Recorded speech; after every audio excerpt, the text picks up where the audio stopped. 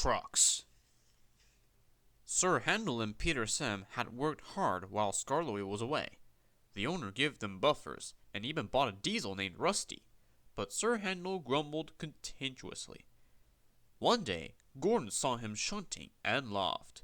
"My controller makes me shunt," Sir Handel said sheepily, "and take these trucks to quarries too. I'm highly sprung, and I suffer dreadfully." "Our controllers don't understand our feelings," sympathized Gordon. "Now, if you were ill, you couldn't go, could you?" "Good idea," said Sir Handel. "I'll try." "I don't feel well," he groaned the next morning.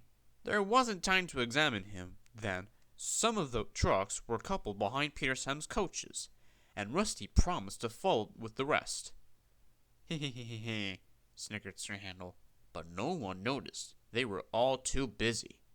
Peter Sam didn't mind the extra work. He left his coaches at the top station and trundled cheerfully through the woods. The trucks clattered behind him in a united way, but he paid no attention. It might have been better if he had. Slates came from quarries high up in the hills. They traveled down in trucks on a steep railway called an incline. Empty trucks at the bottom are hitched to a rope. Loaded ones at the top are hitched to the other. By their wide loaded trucks run down the incline, pulling up empty ones. There are strong brakes in the winding house at the top to prevent loaded trucks from running down too fast.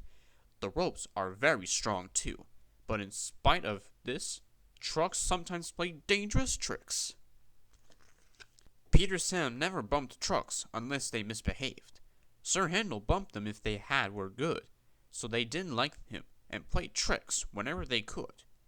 Peter Sam pushed the empty trucks to a siding where his fireman hitched them to the rope. Then, on the other siding, he pulled back some loaded trucks. With these in front of him, he stood waiting. More loaded trucks stood at the top of the incline, ready to come down. They couldn't see Peter Sam. They thought it was Sir Handel and wanted to pay him out. They began to move. "Faster, faster!" they grumbled.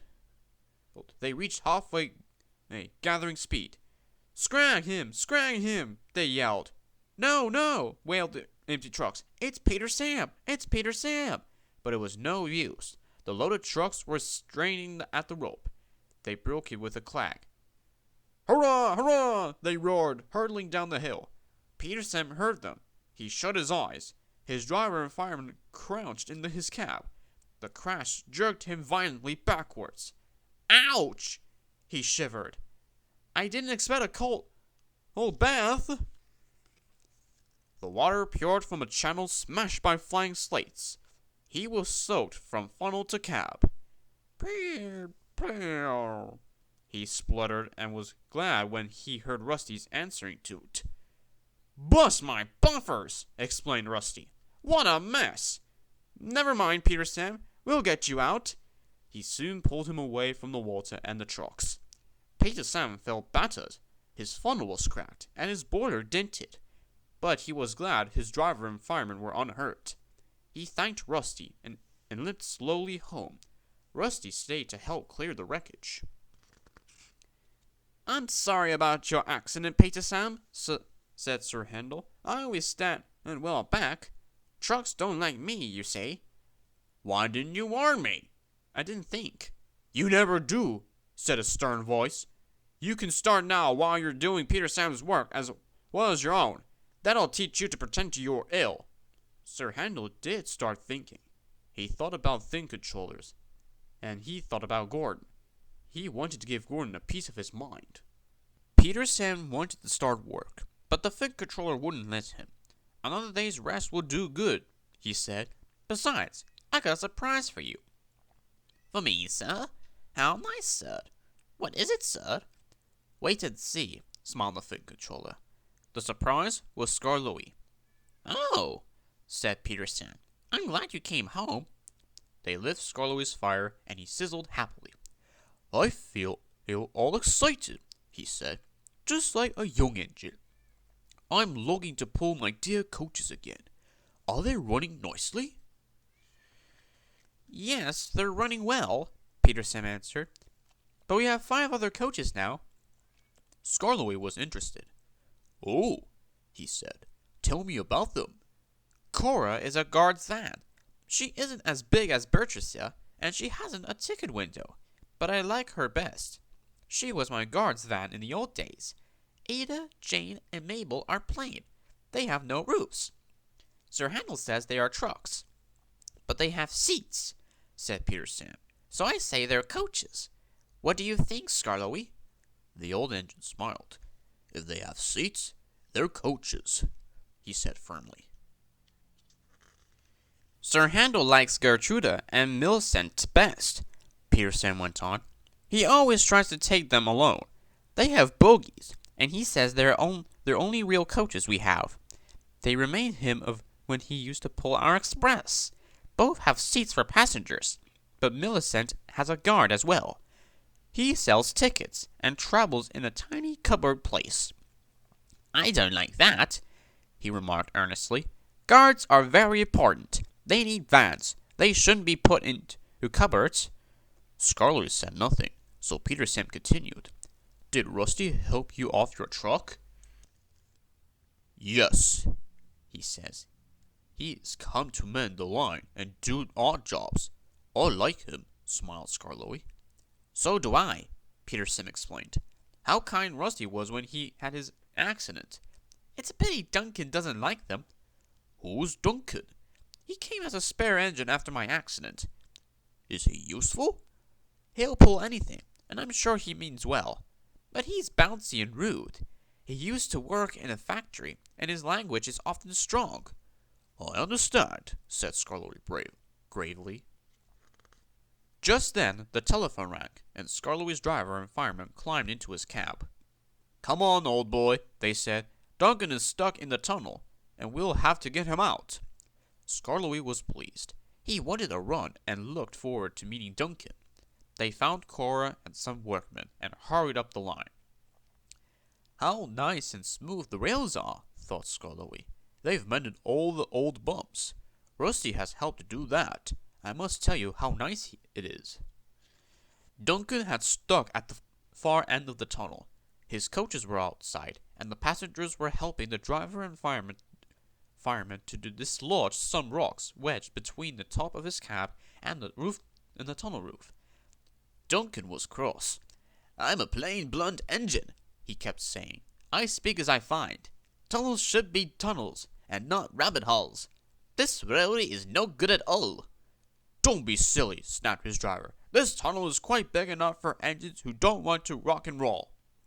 They cleared away the rocks, and Skarloey pulled Duncan and his coaches safely through. Cora was left on a siding, and the workmen stayed to make sure all was safe. Duncan grumbled all the way home, but Skarloey paid no attention. The fin controller was waiting for them. Listen to me, Duncan, he said. There is nothing wrong with that tunnel. You stuck because you tried to do rock and roll. If this happens again, I'll cut down your cab and your funnel too. Duncan, abashed, was neither plain nor blunt for a whole evening. When Skarloey's turn came, he was glad to take out the coaches and meet old friends. He met Rusty up the line. You know, he said, if I couldn't see the old places, I think I was on a different railway. Rusty laughed. We hoped you would. Mr. Hugh, our foreman, said Rusty. Skarloey's coming home. Let's mend the track so well that he won't know where he is. And we did.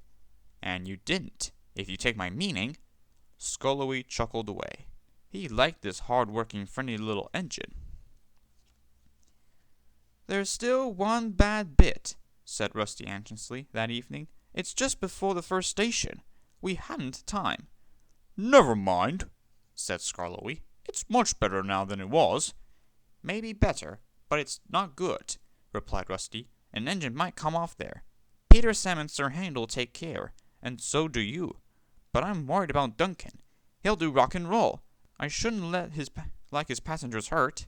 What's that about me? I'm a plain engine and believe in plain speaking. Speak up and stop whispering in corners.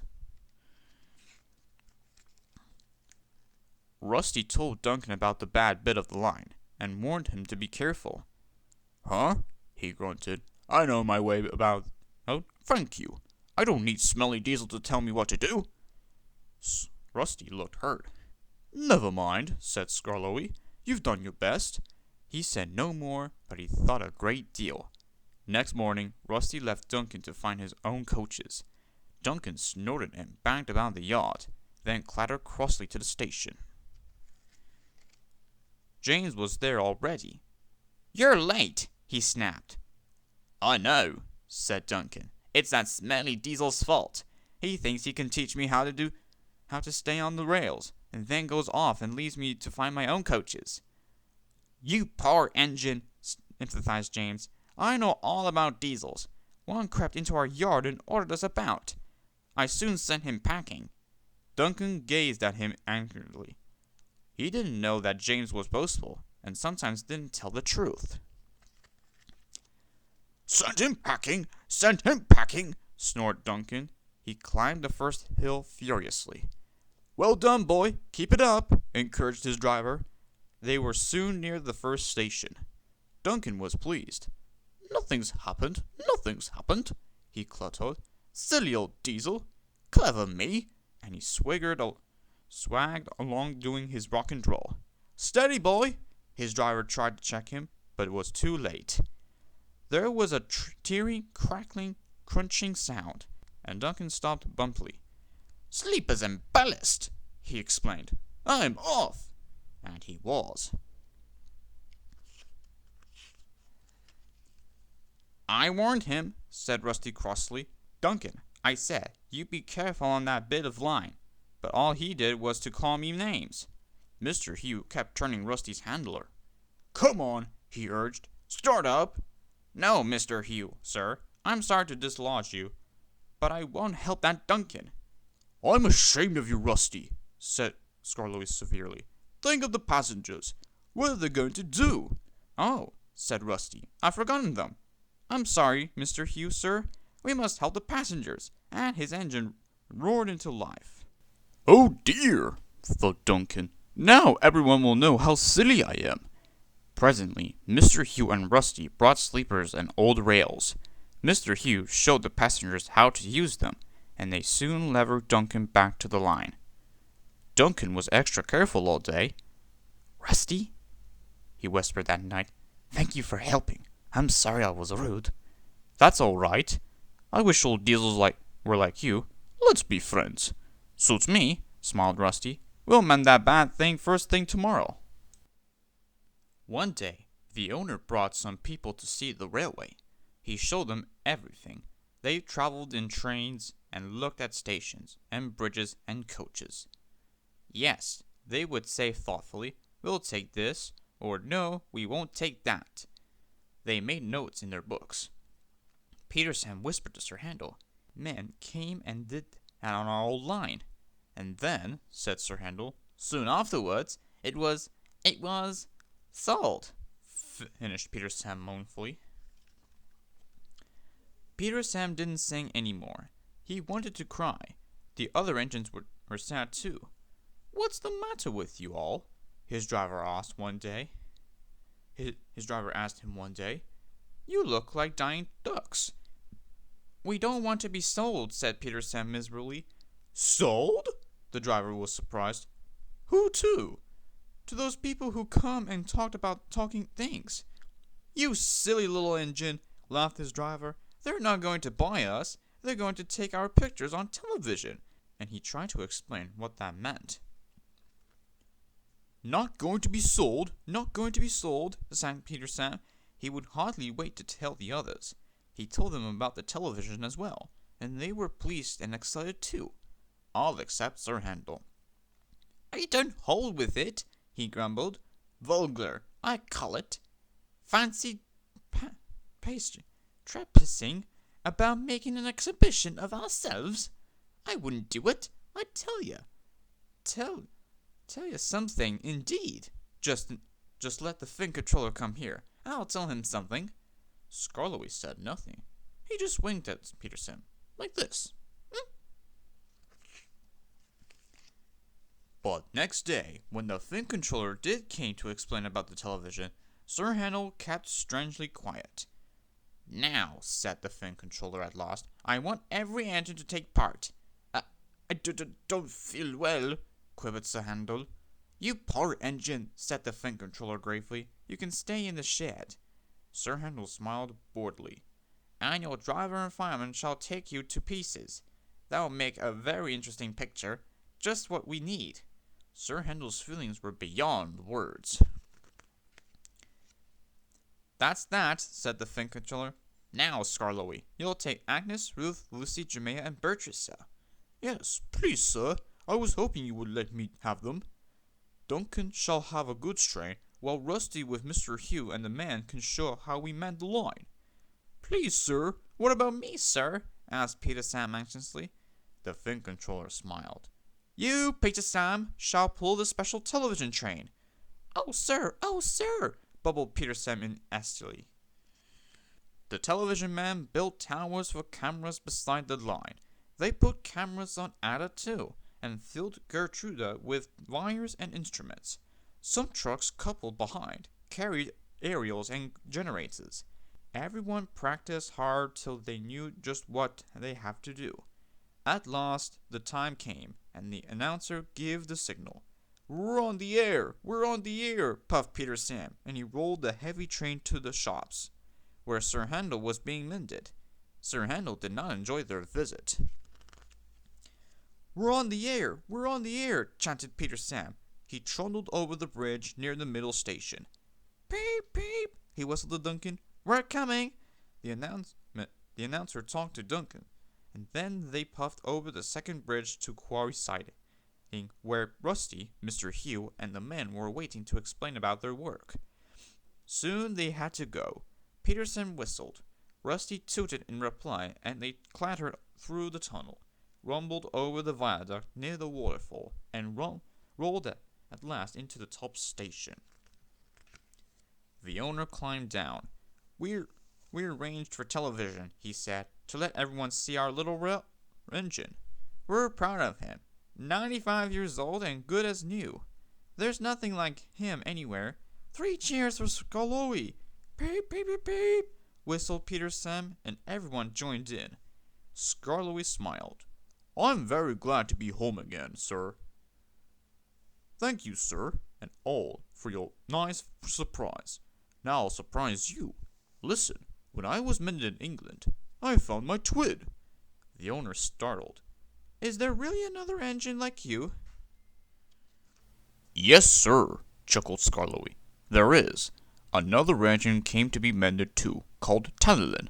When the workmen saw us together, they laughed and called us their little old twins. Talilin told me about his railway. It is a lovely one at Tywin in Wales. Well, sir, they mended us both and sent us home. But I often think of Talilin. He's 95 years old too, just like me. Please go to see him, all of you, and wish him dry rails and good running from Skarloey, his little old twin.